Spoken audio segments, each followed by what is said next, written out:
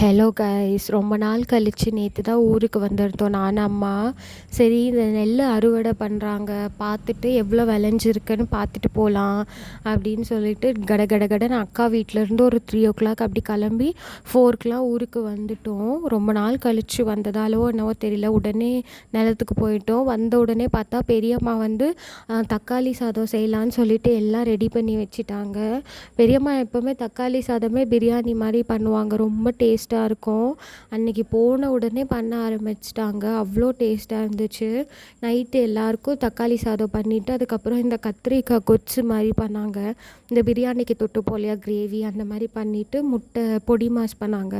ரொம்ப டேஸ்ட்டாக இருந்துச்சு. நார்மல் வீட்டில் இருக்க அரிசியில் தான் பண்ணாங்க, அதுக்கே அவ்வளோ டேஸ்ட்டாக இருந்துச்சு. அதுக்கப்புறம் இந்த மாங்காய் தொக்கு மாதிரி ஊறுகாய் மாதிரி பண்ணியிருந்தாங்க, இதுவும் ரொம்ப நல்லா இருந்துச்சு. அன்றைக்கி சாப்பிட்டு டீலாம் குடிச்சிட்டு நைட் அப்படி தான் போச்சு.